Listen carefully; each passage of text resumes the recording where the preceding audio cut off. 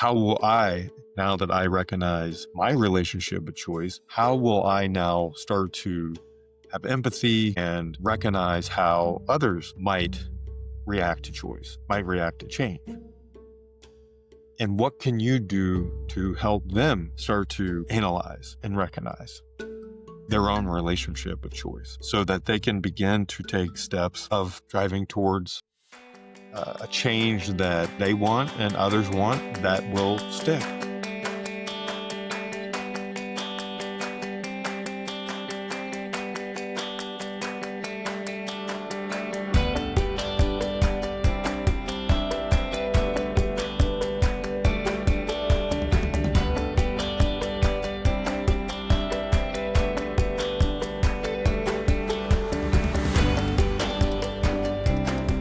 Hey everyone, welcome back to another episode of Activating Curiosity. I am Ryan Ware, and the bonus episodes over the next 5 to 6, I want to focus on how to help you as listeners begin to analyze and understand what it means to build stronger relationships with change. So in order to do that, we need to take some time during each of these bonus episodes to break the concept of change down into some components where we can analyze for ourselves, what does it mean to me as a human? What might it mean to others that that change is going to impact as well? So for this episode, that means that we need to start with the first area, and that is called choice. You see, choice is this area that we can feel overwhelmed by and stuck on making decisions, or we can feel left out of.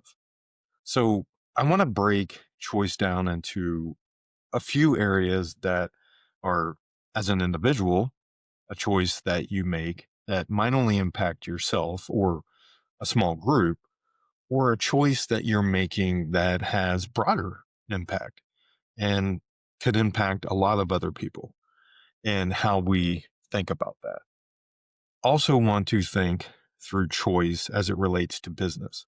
So as an executive, a leader within a company or director level, we can make choices that we know are right for the business, that are right for the individuals within the business as well as our clients.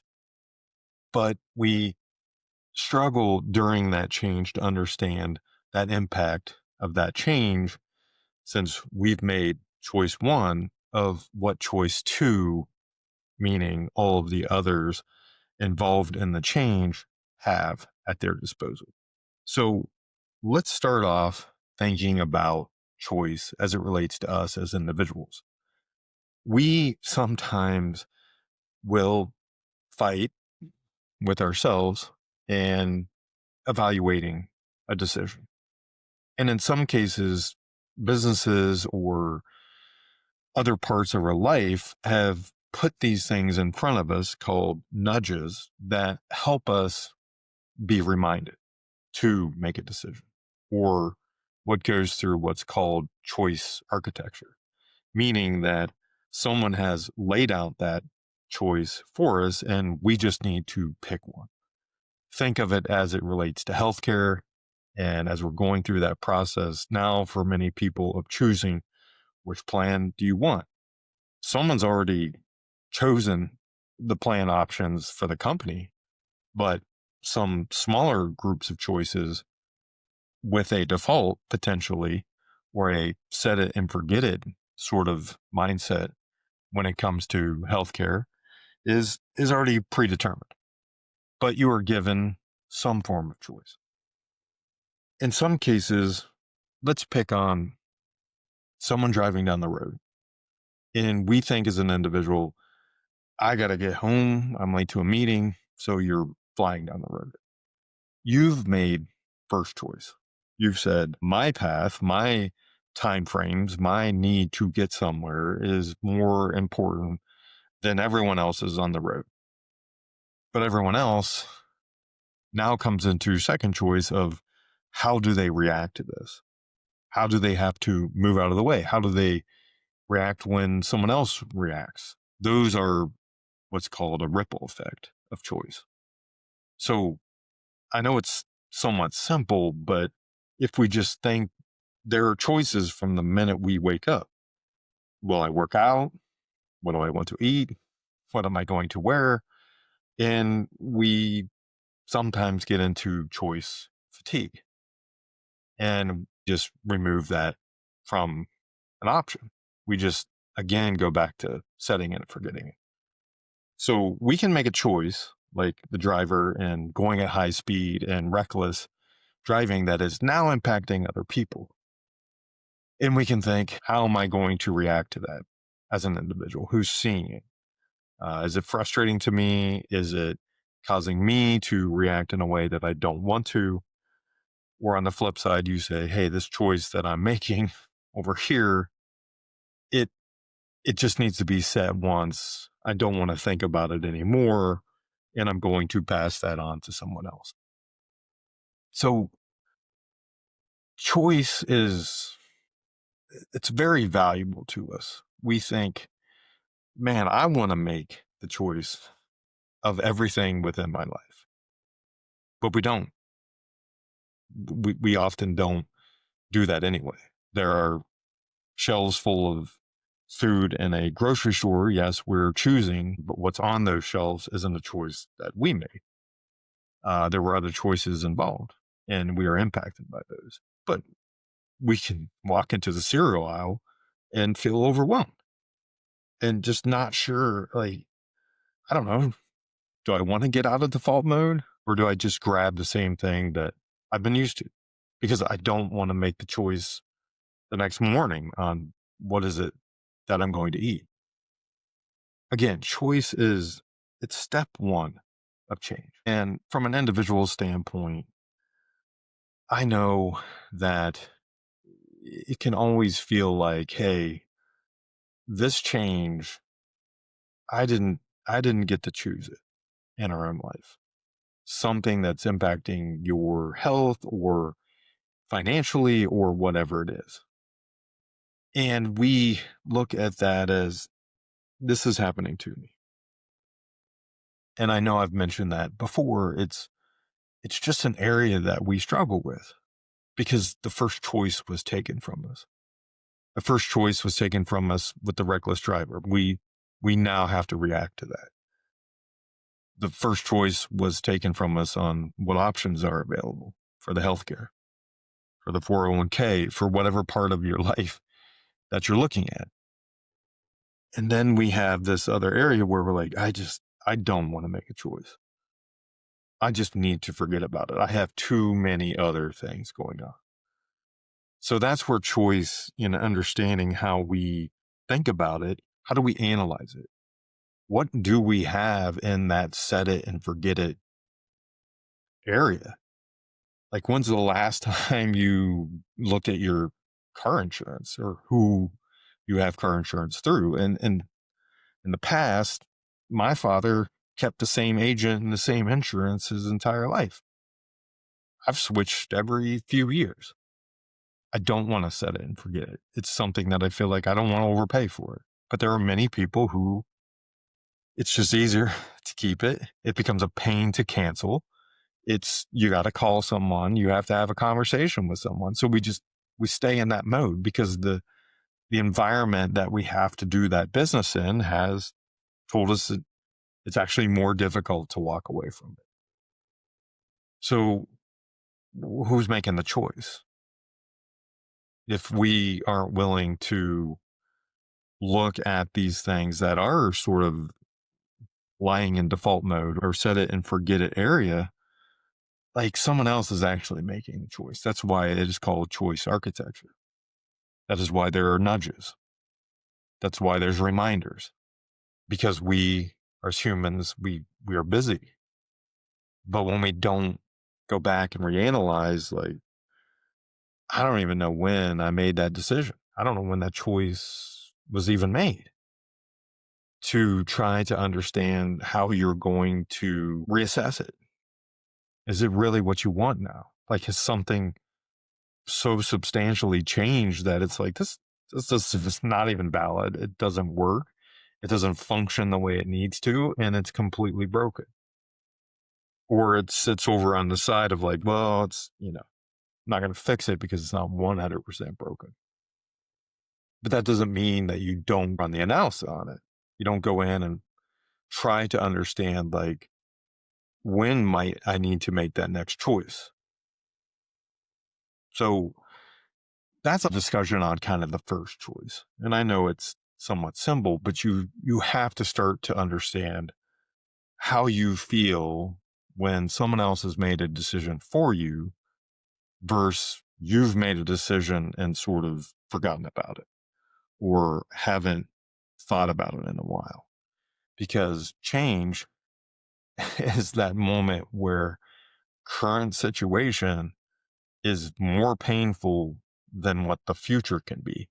So in order to step into that future state, you have to assess current, meaning choice of, is this something that I no longer want to feel a part of, or no longer serving me in a way that I need it to. So the other segment of choice is this area within our business. So you're now inside of an office and you have started to reflect on yourself, how you think about choice. And let's say that you are not in a leadership level, you're not in an executive level, and those leaders are making choices in the business. Could be new technology, could be something to do with the direction of the company, could be a merger and acquisition, could be anything small, even whatever the choices that's made for whatever reason by those executives, it does start to impact everyone else, including those outside the business. So we have to start to look at, again, as a leader, one, two, as someone who is having that change impacted on them, onto the second choice area of saying, okay, I did not make the first choice. And we can look at it and say, I am victim of this. I didn't want it. I didn't ask for it. I don't think we need it. They didn't even consult me. That is an area that we've all been. And for the most part, a lot of people live in within corporations. So if you're sitting as an executive, if you're sitting over here as the leader, you have to understand that that is more than likely how other people feel. So as you begin to address the choice, if you look at it and say, I need to do this change, the first step is choice. How will you communicate it? How will you provide enough information to those that have to be engaged in moving the change forward, that they don't feel victims of the first choice? You've got to give them that second choice to get them to understand their level of engagement into the change, into the area of how they're going to make a decision of helping and supporting the change that's about to happen.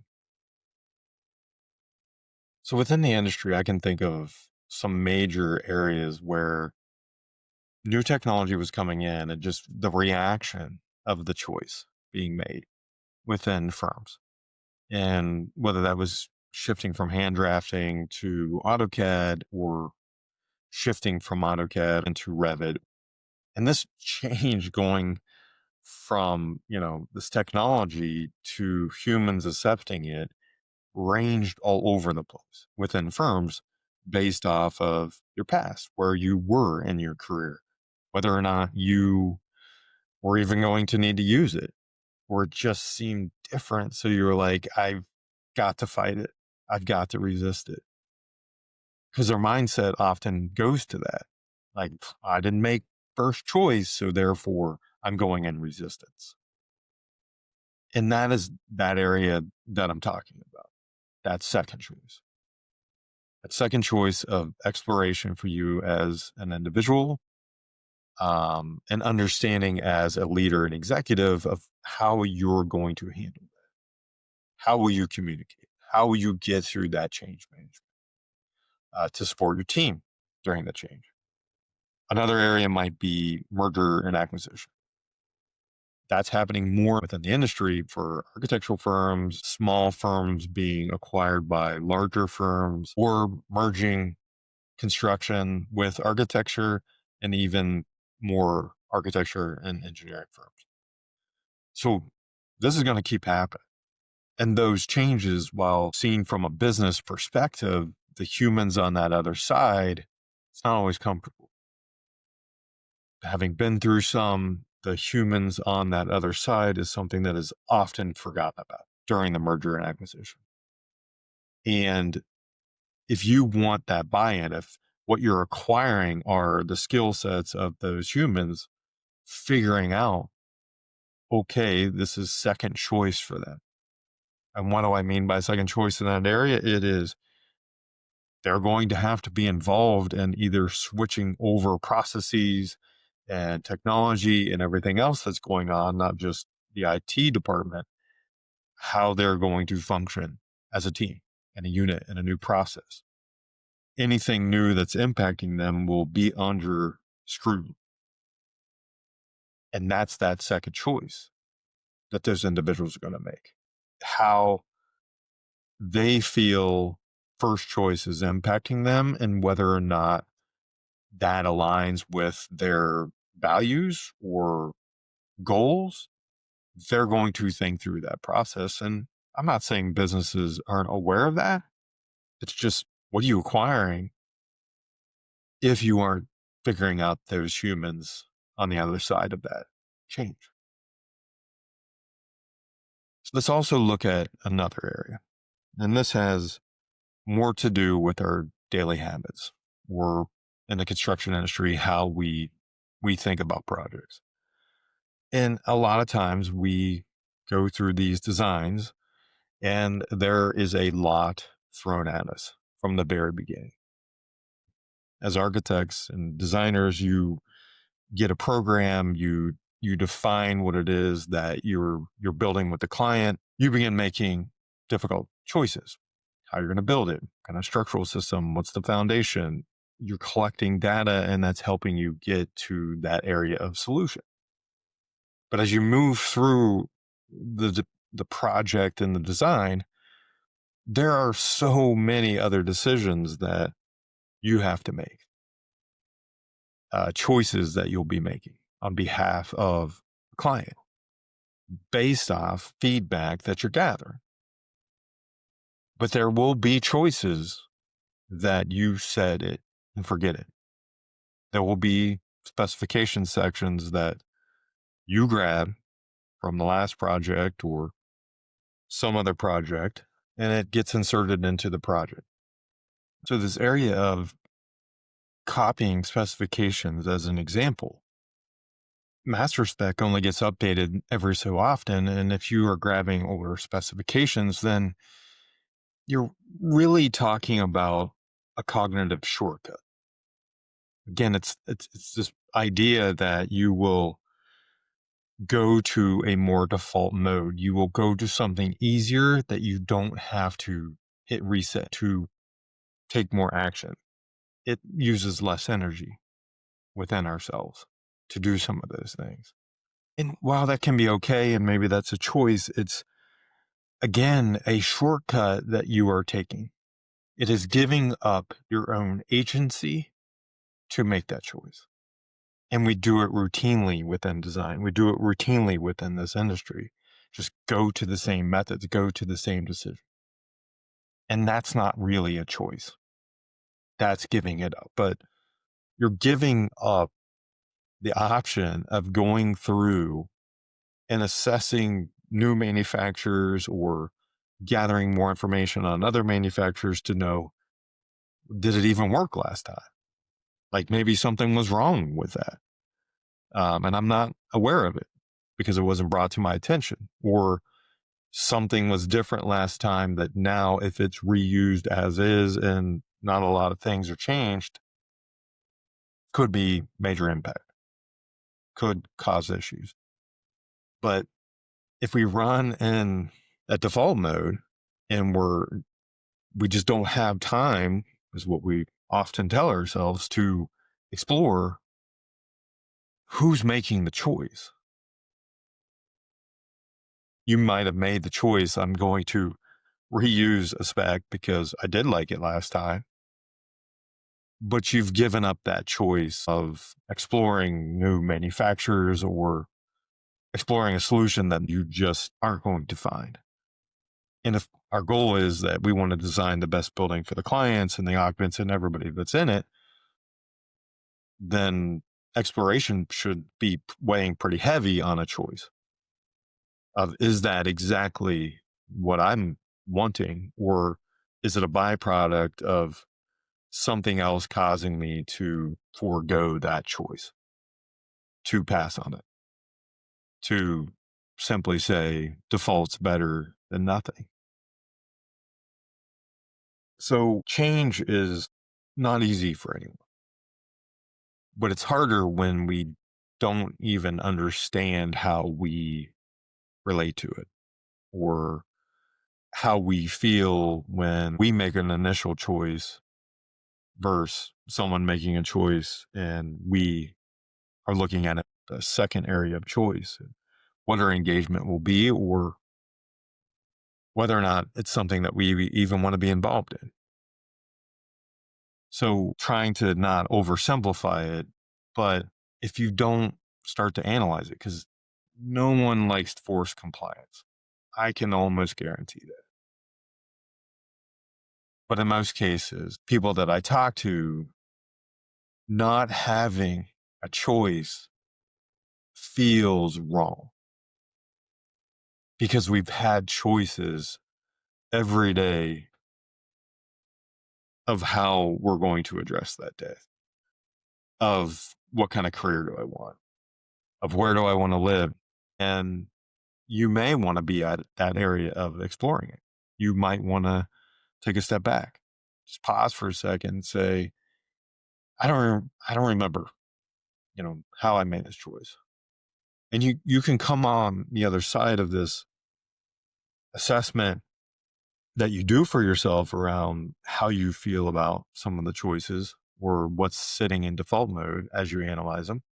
And you can feel better about where you are now. You didn't know that before without running through the exercise, without trying to understand, like, hey, how do I feel about choice? And what are some choices that I don't even remember making? And then back inside of your professional life and go back inside your business, just thinking, okay, there was a recent change that was made. How did I react to it? How did I feel? Did I feel like I was being forced to accept it with no choice?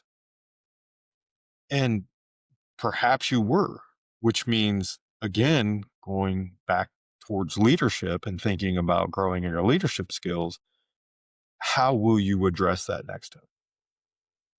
If you want buy-in, if you want people to buy into what you're trying to do for the company, you have to figure out, how are you going to get more buy-in? How are you going to give people this ownership of second choice?